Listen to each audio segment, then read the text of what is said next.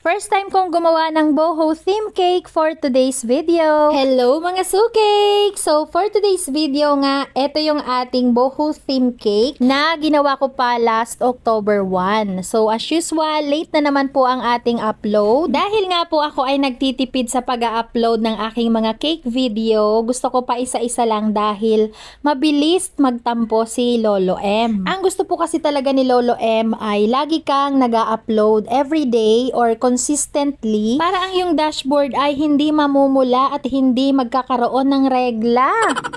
So ayun nga, para everyday tayo and lagi tayong may upload na video, kaya naman inuunti-unti ko lang yung aking mga nakatagong video dito sa cellphone. Kasi po ako ay hindi naman araw-araw laging may pa-order, so hindi talaga tayo araw-araw makakapagawa ng upload or makakapagawa ng content. Buti na nga lang talaga at meron akong panghalili na baon serye sa araw-araw.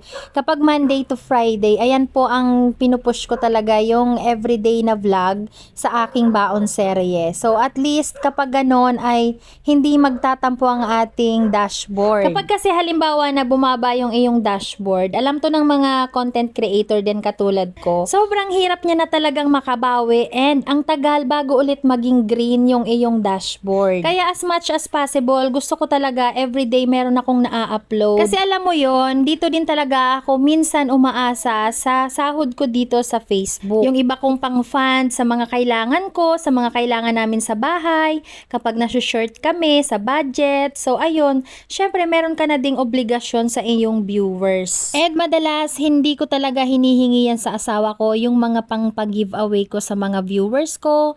Minsan nagpapa-Gcash, minsan naman giveaway kung ano-ano. So galing talaga yan lahat sa pinaghihirapan ko sa paggagawa ng content, sa paggagawa ng video. Kumbaga, binabalik ko lang yung mga support na binibigay nyo sa akin, kahit pa unti-unti ay nakakapag-share tayo ng blessing. And inaamin ko sa sarili ko na sobrang laking tulong talaga sa akin ng pagva-vlog. Hindi lang dahil nagigain tayo ng maraming followers, more likers, kundi dahil nagigain tayo ng maraming customers. So ayun nga, dahil din sa pagva-vlog ay nabibili ko yung mga kaartihan ko, yung mga kailangan kong bilhin na hindi na kailangan maghingi pa sa asawa. Kaya sa mga gusto din mag-vlog dyan, ay simulan nyo na ngayon pa lang. So eto na yung sign mo para mag-start ka na, mag-vlog ka na. Wag mo na pairalin yung hiya kasi galing din ako dyan, galing din kami dyan, nag-start din kami sa hiya. Pero over time, o-overcome mo din yan. And sasabihin mo na lang, dapat pala ay dati pa ako nag-vlog.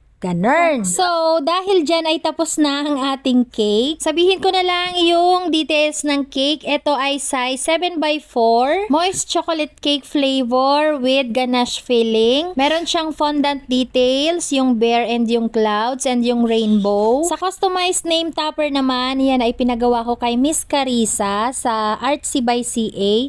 And ang inspo pala ng cake na to ay yung kay Yvonne. And shout out kay Hana, ang siyang umorder ng cake na to, nakapit bahay namin. Ayun lang guys for today's video. Thank you so much for watching. Bye!